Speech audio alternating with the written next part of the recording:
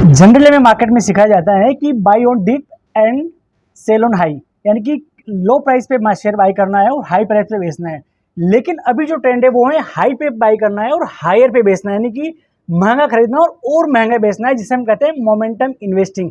और आज momentum investing पे चर्चा करने के लिए हमारे साथ मौजूद हैं मार्केट एक्सपर्ट सेबी रेस्टो एनालिसिस एंड टीवी एनालिसिस, जिन्हें हम कई बार money control, ET now and कई सारे बिजनेस चैनल पर देखते हैं, जिनका नाम होता है मधु बंसल मैम। दिल्ली से हमारे बीच आए हैं। So welcome Madhu ma'am. Thank you so much निर्भीक जी। सो जो भी ट्रेंडिंग में है मोमेंटम इन्वेस्टिंग, उसके बारे में आप क्या कहना चाहेंगे?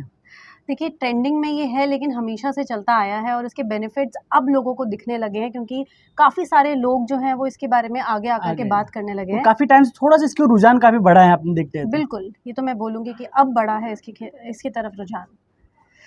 ठीक है, तो मोमेंटम ट्रेडिंग या इन्वेस्टिंग की अगर मैं बात करूँ तो मोमेंटम ट्रेडिंग इस तरीके की जर्नी है जो आप तब लेते हैं जब आप ऑलरेडी ट्रेन चल चुकी है अपने स्टेशन से, और आप उसके ऊपर तब चढ़ते हैं जब वो एक तेज़ी में है ऑलरेडी, और उसमें से तब तक रहते हैं जब तक उसकी तेज़ी बरकरार रहती है।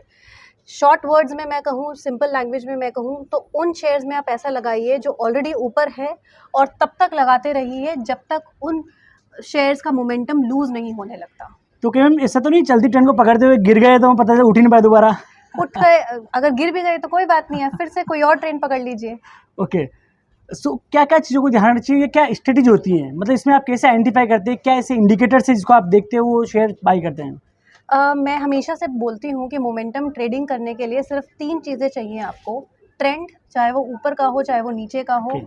वॉल्यूम्स, अच्छे वॉल्यूम्स होनी चाहिए, डेटा बैक्ड होना चाहिए वो ट्रेंड। और तीसरा है मोमेंटम। ऑफ कोर्स मोमेंटम ही नहीं होगा, जो ट्रेंड ऊपर चल रहा है वही ऊपर बरकरार रहने का उसमें दम ही नहीं होगा, तो उस मोमेंटम स्ट्रैटेजी का कोई मतलब नहीं बनता। तो ये 3 चीज़ें अगर आपके साथ हैं तो आपका स्टॉक ज़रूर फ़ायदे में रहेगा।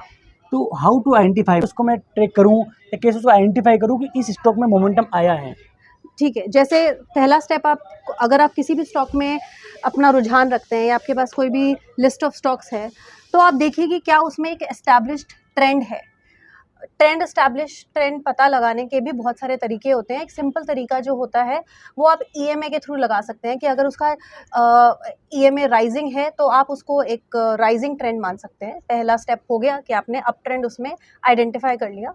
दूसरा स्टेप उसमें ये है कि क्या उसमें वॉल्यूम बैक डेटा है, उसकी वॉल्यूम एनालिसिस आप करिए।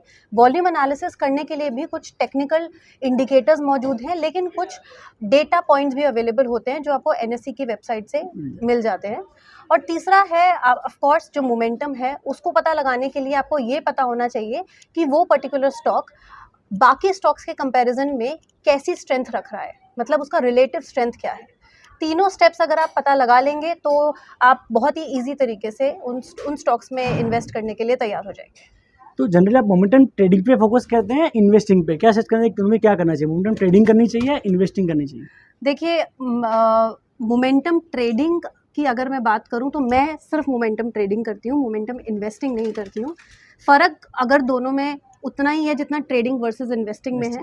मोमेंटम ट्रेडिंग आप मान सकते हैं 10 से 20 दिनों के लिए आप अपना होल्डिंग बनाकर रख सकते हैं मार्केट में, और इन्वेस्टिंग में 3 से 6 महीने की आप जो है पोजीशन बनाते हैं। तो मैं एक शॉर्ट टर्म ट्रेडर हूँ, 10 से 20 दिन की पोजीशन मैं बनाती हूँ मार्केट में, और इसी चलते मैं मोमेंटम ट्रेडिंग को भी प्रमोट करती हूँ इसी वे में।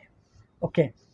लाइक इसमें हम देखते हैं मैम कि एग्जिट स्ट्रेटेजी क्या रहती है। जनरली मैं फोकस करता हूँ मोमेंटम इन्वेस्टिंग में कि 52 हाई कोई ले लिया हमने और ऑल टाइम हाई कोई शेयर उठाया, वो मान लीजिए आज 52 वीक हाई पर हैं और ऑल टाइम हाई पर हैं, तो मुझे लगता है कि उस शेयर में मोमेंटम वहाँ से आ सकता है। तो वहाँ से मोमेंटम मैंने बाई तो उसको कर लिया। अब उसमें एग्जिट स्टेज क्या होना चाहिए, कब उनको कितना परसेंट गेन का वहाँ से एक एस्टिमेट आएगा कि यहाँ से मुझे इतना परसेंट गेन लेके यहाँ से एग्जिट होना चाहिए, या फिर उसको फंडामेंटल भी क्या इसमें अफेक्ट करते हैं, या और कोई पैरामीटर्स जो मैंने ध्यान रखना चाहिए? 2 तरीके से आप एग्जिट स्ट्रैटेजी बना सकते हैं। जैसे कि क्योंकि मैं कुछ स्टॉक्स में लगातार मोमेंटम ट्रेडिंग करती आ रही हूँ, तो मेरा जो पहला स्टेप है वो फिक्स्ड प्रॉफिट का है। आप एक फिक्स्ड टारगेट लेकर के चलिए, और उस टारगेट पे जब आता है तब आप अपनी मैक्सिमम पोजीशन को स्क्वायर ऑफ कर लीजिए, और एक मिनिमम पोजीशन 20% के करीब आप उसमें अपनी पोजीशन बना के रखिए, और उसको ट्रेल करिए अपने जो भी स्टॉप लॉस आपने अपने दिमाग में रखा हुआ है। ये पहला है। उसी टारगेट का वो टारगेट कैसे सेट करें, क्या बेसिस रखे, क्या उसको कैंडल्स देख के रखे, क्या चार्ट, क्या टेक्निकल देखें, हमको जो टारगेट का है वो बेसिस कैसे डिसाइड करें? वो उसी बेसिस के बारे में मैंने जैसे बताया कि फॉर एग्जांपल मैं 10 स्टॉक्स में मोमेंटम ट्रेडिंग करती आ रही हूँ और मुझे लगता है कि हाँ ये 10 स्टॉक्स जो हैं आने वाले टाइम में 8 से 15% तो देकर ही जाते हैं, तो मेरा पहला टारगेट 8% का रहता है। एक फिक्स्ड मैं बोलूँगी मेरा कितने पहला टाइम के तरीका लिए? है, वही 10 से 20 दिन। 10 से 20 दिन। जी जी, ये पहला तरीका है। दूसरा तरीका आप इसमें जो अपना सकते हैं वो है रिलेटिव स्ट्रेंथ का। जैसे आपको दिखे कि हाँ उस स्टॉक में रिलेटिव स्ट्रेंथ डिक्रीज होती जा रही है, तो आप उसमें से अपनी पोजीशन को स्क्वायर ऑफ करने की तैयारी करने लगे। तो कोई इंडिकेटर्स जो इसमें हमें मोमेंटम ट्रेड में ध्यान रखने हो?